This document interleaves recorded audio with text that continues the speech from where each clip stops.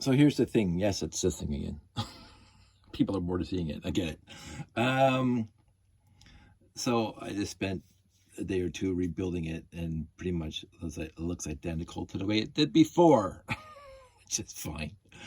A few things I've noticed that you really cannot use. You can just see the slight curve to this guy. So that's in a bit of doom. But that was screwing me up for a while, trying to figure out why this thing wasn't working properly. There was a bent axle in there. So you try to get this thing. Let's see if I can get. So it is. I'll go back a little bit.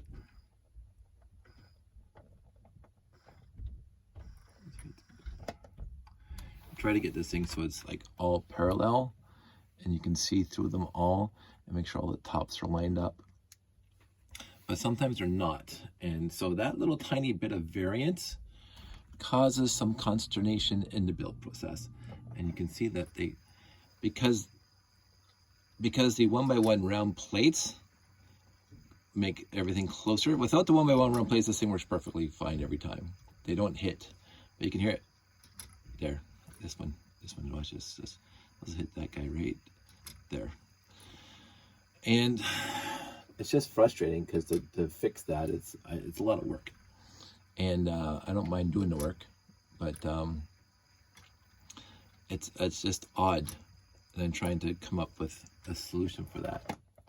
I don't know if it's crooked or it's not lining up properly, but to diagnose that requires like a lot of work. You have to replace every single axle basically. And if I'm just going to turn this so you can see the same thing I'm seeing. See if you can see it. This row here, there's one that juts out, which is the one that's hitting.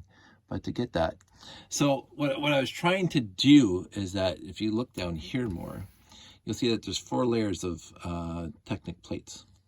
There's 4 layers, 1, 2, 3, 4.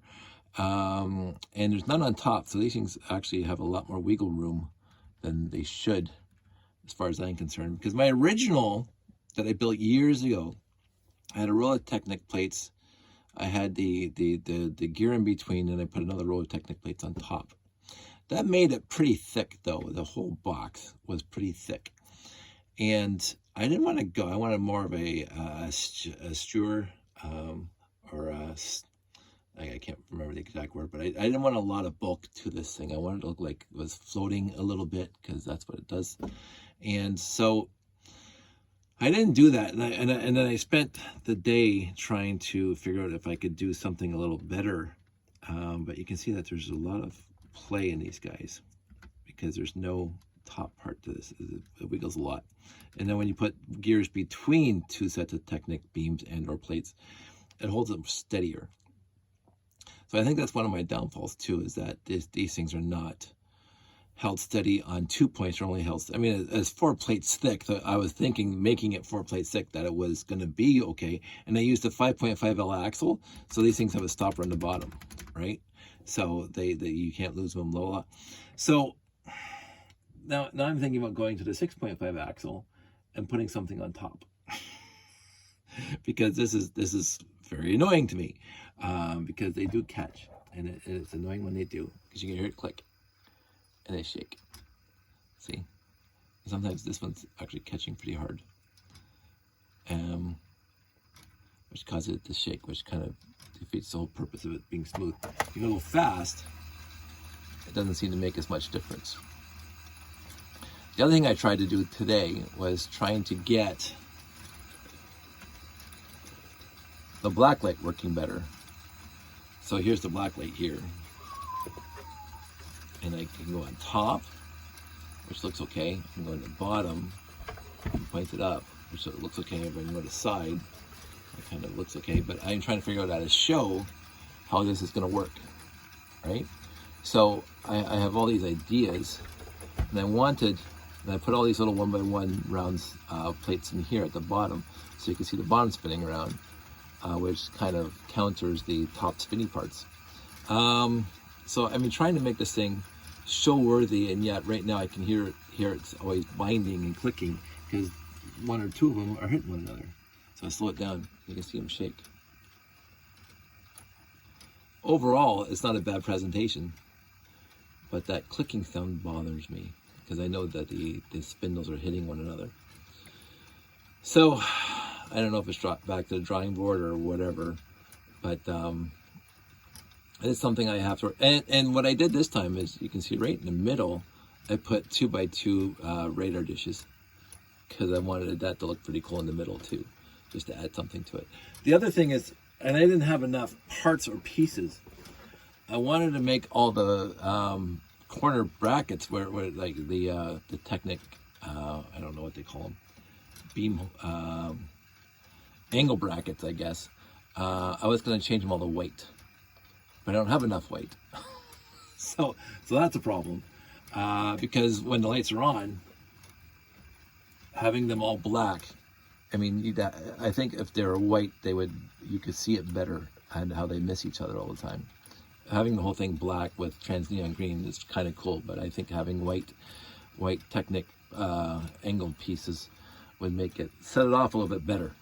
That's my opinion. I have the white one-to-one white axle here. The whole thing is white, the whole tree is white, and that's just to show that it does spin around as it goes around.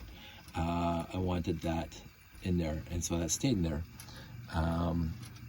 Just one little forest, or one little tree in the forest of spindles, I guess you want to call it. It is a fun project. It works perfectly, as I say, it works perfectly well without the 1x1 round plates, but then it won't look great for lights out. I want it to look good for lights out, so it's adding the effort for lights out is becoming annoying. But c'est la vie, that's what we got. So I don't know, I'm gonna play with it for a little bit. I got some other ideas I might try. I don't want to make this bottom part too bulky. I really don't. And I like the gears exposed because you can see them and they're all spinning around during whatever. And then the lights out, it also looks great. So decisions. I'll work on it. I thought I'd show you guys. Again, trans neon green underneath the black light is just the most perfect thing ever. It is so utterly fantastic to have like the black light with trans neon green. I'm so happy that they invented that.